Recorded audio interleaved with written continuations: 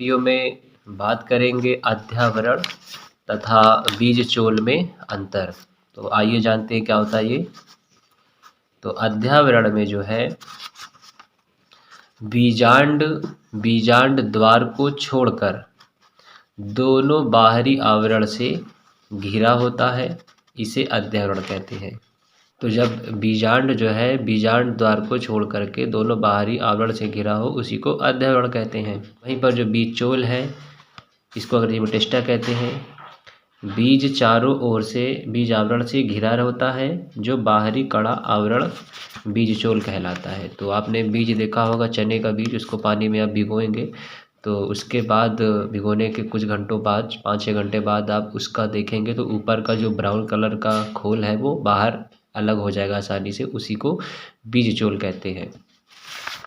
तो आगे इसमें हम जानते हैं, यह बीजांड की सुरक्षा करता है। तो जो बीज का आवरण होता है ये बीजांड को बचा करके रखता है, वहीं पर जो बीजचोल है ये भ्रूण की सुरक्षा करता है। तो आइए इसको चित्र से समझते हैं कि अध्यावरण क्या होता है। तो बीजांड द्वार को छोड़कर दोनों बाहरी आवरण से घिरा रहता है।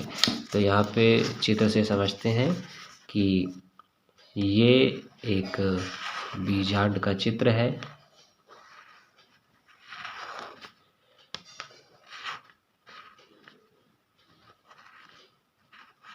तो ये पूरा बीजांड है और इस बीजांड में देखिए यहाँ पर एक द्वार बना हुआ है, इसको बीजांड द्वार कहते हैं। तो यहाँ पर सिर्फ ये ओपन है, वरना बाकी ये है, एक कवरिंग ये है, एक कवरिंग ये है।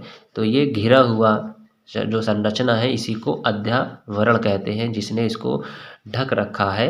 वर्ण का मतलब है आवरण, ठीक है। तो जिससे बीजांड आवृत है उसी को अध्यावरण कहते हैं। और ये क्या कर रहे हैं, बीजांड की सुरक्षा कर रहा है। तो ये जो अध्यावरण है, यहाँ पे भ्रूणकोश है। स्पेशली बीजांड के अंदर भ्रूणकोश होता है, भ्रूणकोश में ही अंडकोशिका होती है जो जनन में सहायक है, जो जनन करती है। तो उसी को बचाने के लिए यहाँ पे आवरण है। तो बीजांड जो है 2 आवरण से आस्तारित होता है, ढका रहता है, उसी को अध्यावरण कहते हैं। और ये बीजांड की सुरक्षा कर रहा है। जो बीज है, बीज के अंदर ये जो भ्रूणकोश है यही भ्रूण में परिवर्तित होता है। बीजांड ही निषेचन के बाद बदल जाता है बीज में, और बीजांड के अंदर जो भ्रूणकोश होता है यही बदल जाता है भ्रूण में। तो बीज बनने के बाद ये मान लीजिए ये बीज है।